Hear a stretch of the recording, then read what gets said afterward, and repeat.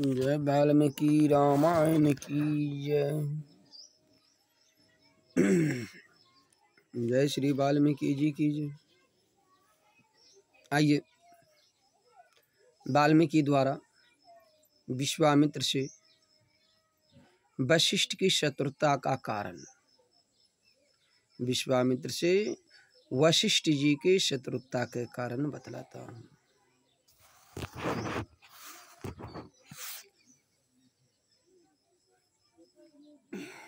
हे राम,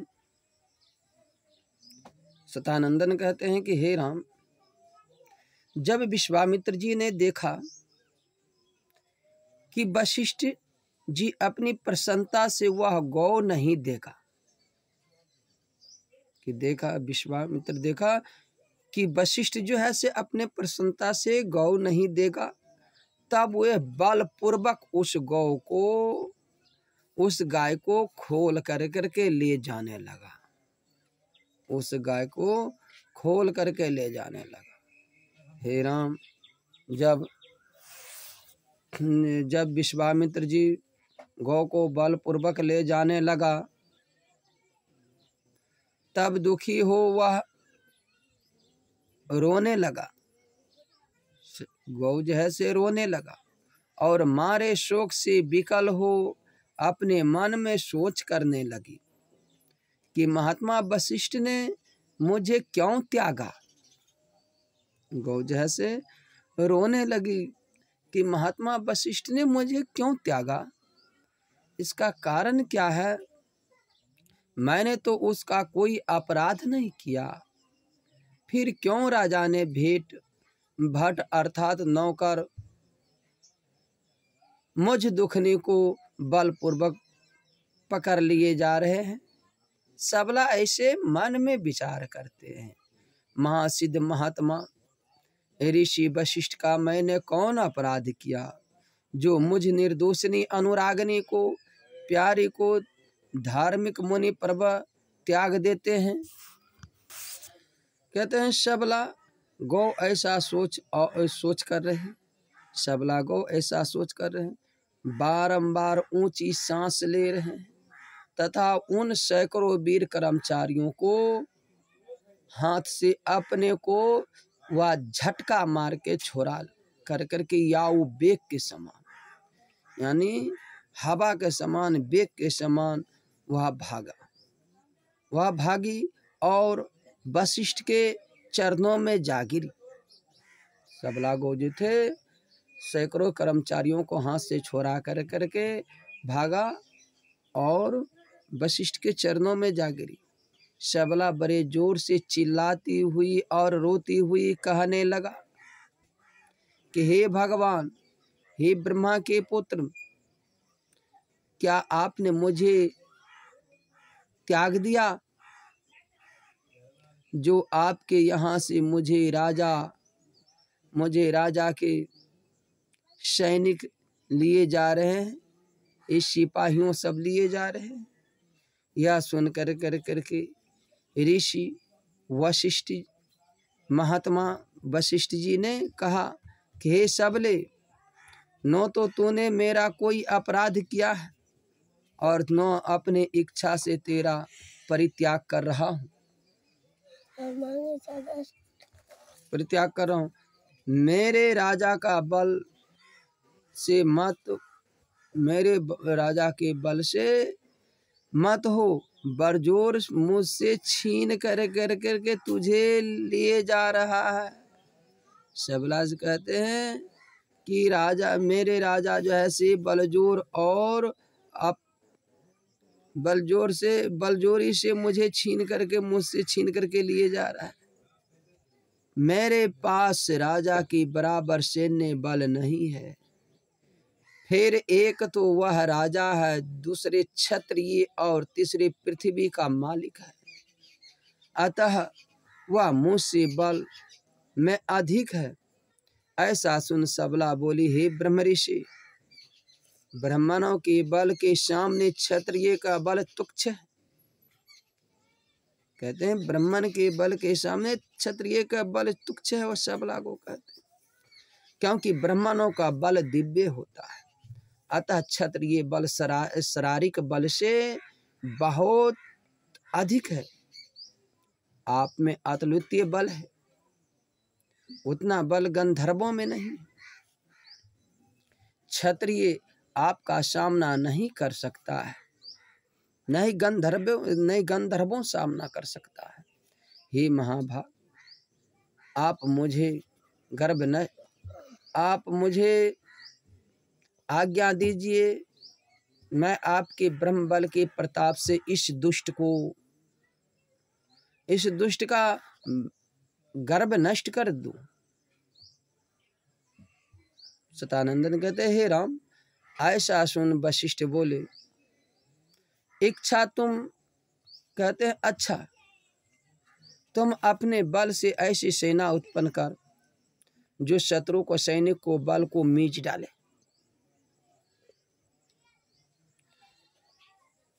यह सुन सबला ने वैसा ही सेना उत्पन्न कर दी। वशिष्ठ जी के कहते हैं सबला कि आप जो है से पद्म आसन में आ जाइए। वशिष्ठ जी जो है से पद्म आसन मारने लगे इस तरह, और मार करके बैठ गए। अब सबला जो है से उनके लिए लड़ने लगे, और जो कहते हैं जो शत्रु बल को मींच डाले, यह सुन सबला वैसी ही सेना उत्पन्न कर दी। सबला के हुंकार शब्द से सैकड़ों मलेच्छ उत्पन्न हुए। सबला एक बार हुंकार किए, सैकड़ों मलेच्छ उत्पन्न हो गई, और विश्वामित्र जी के आंखों के सामने उनकी समस्त सेना को नाश करने लगे। तब अपनी सेना को नष्ट हुआ देख राजा विश्वामित्र परम क्रोध हुए, और लाल लाल नेत्र कर रथ में बैठ आक्रमण करने लगे। तब लाल लाल नेत्र कर रथ में बैठ करके आक्रमण करने लगा। नाना प्रकार के छोटे बड़े आयुधों मलेच्छ को पल्लवों को विशेष मार डाला, विशेष करके वह मार डाला। सबला ने क्रोध में भर करके यवनों सहित शकों को उत्पन्न किया। क्रोध में भर करके सबला ने शकों को उत्पन्न किया। इन यवनों में शकों से पृथ्वी पूर्ण हो गई, शकों से पृथ्वी पूर्ण हो गई। ये सब शक यवनादि बड़े यशस्वी महापराक्रमी थे। सबके शरीर का रंग सुवर्ण की तरह चमकीला था, सबका शरीर का रंग सुवर्ण की तरह चमकीला था। सबके सब पीले पोशाक पहने हुए थे, सबके सब पीले पोशाक पहने हुए थे। बड़ी बड़ी तलवारें वो गदा हाथ में लिए हुए थे। इन सब ने प्रदीपित अग्नि की तरह विश्वामित्र के सैनिक को दग्ध कर डाला। तब महातेजस्वी विश्वामित्र ने अस्त्र छोड़े, और जिनसे वे सब यवन कंपोज को पल्लव विकल हो गए। एते श्रीमद् वाल्मीकि रामायण प्रथम बालकांड 54वां स्वर्ग। आइए 55वां स्वर्ग में वशिष्ठ और विश्वामित्र का युद्ध।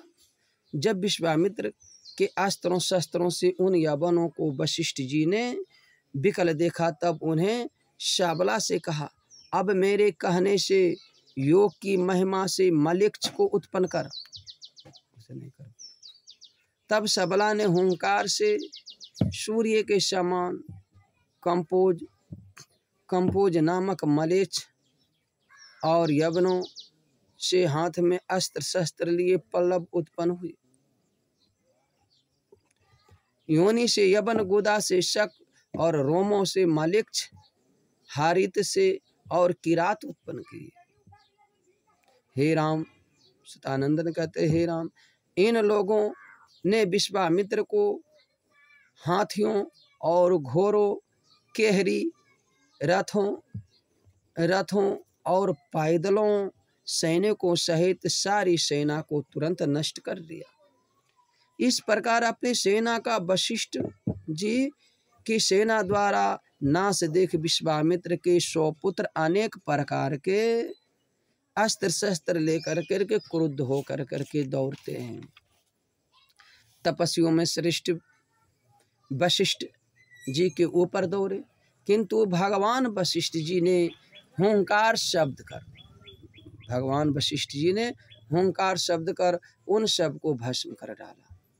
राजकुमारों के साथ जो घोड़े रथ और पैदल सैनिक थे उन्हें भी भस्म कर डाला। विश्वामित्र अपने 100 पुत्रों को सैन्य सहित नष्ट हुआ देख अत्यंत लज्जित हो और चिंता मगन हो गए। वे पाय रहित समुद्र, विश्वदंत रहित सर्प और राहु से ग्रसित हुए सूर्य की तरह निष्प्रभा होगी। बचे हुए एक पुत्र को विश्वामित्र ने राज को सौंप दिया और छात्र धर्म से राज्य करने का उसे उपदेश दे स्वयं वन को चल दिए। वे हिमालय पर उस स्थान पर गए जहाँ किन्नर और उरग रहते थे। भगवान शिव को प्रसन्न करने के लिए तपस्या करने लगे।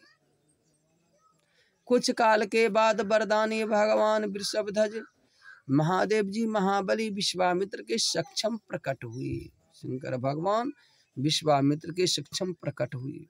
वे बोले, हे राजन, तुम किस लिए तप कर रहे हो? तुम क्या चाहते हो? मैं वर देने के लिए प्रस्तुत हूँ। शंकर भगवान विश्वामित्र से कहा।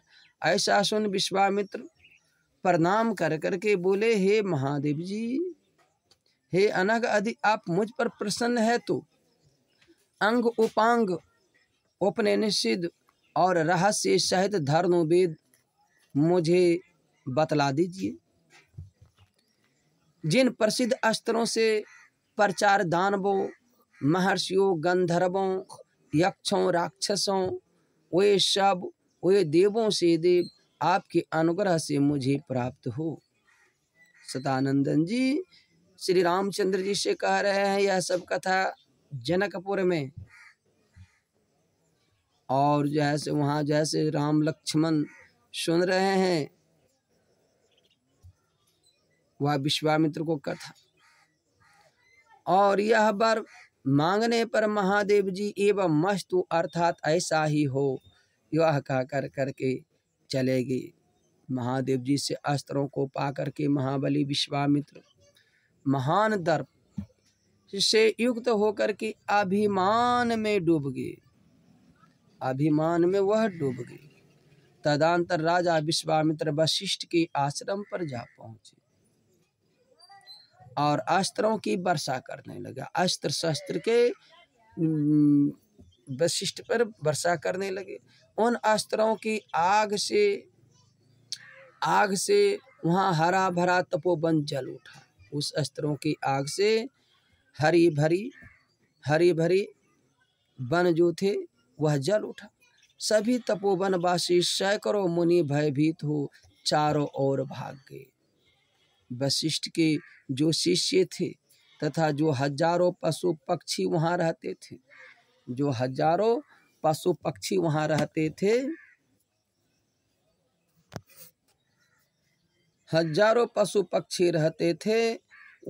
वे भी भयभीत हो चारों ओर भाग गए। महात्मा वशिष्ठ के आश्रम में एक भी जीवधारी न रहा। घड़ी भर में ही सन्नाटा छा गया। वशिष्ठ उन सब से बार बार चिल्ला कर करके यह कहते थे कि डरो मत, मैं विश्वामित्र को अभी इसी प्रकार नाश किए डालता हूँ जिससे सूर्य कोहरे को नाशक करते हैं। उन सब से यह कह करके तपस्वियों प्रवर वशिष्ठ ने रोष में भर करके विश्वामित्र से यह कहा, तूने मेरे बहुत पुराने और भरे इस आश्रम को नष्ट कर दिया है। एतेव दुराचारी और मूढ़ अब तू नहीं बच पाएगा। सतानंदन कहते हैं कि हे राम, ऐसा कहते हैं वशिष्ठ जी, अब तू नहीं बच पाएगा। यह कहकर के वशिष्ठ ने क्रोध पूर्वक बड़े वेग से अपना काल दंड उठाया, और जो धूम रहित कालागिन के समान अथवा दूसरे को यम दंड जैसा भयंकर था। इति श्रीमद् वाल्मीकि रामायण। इसी तरह आप लोग का सुनाता रहूँगा, आप लोग सुनते रहिएगा।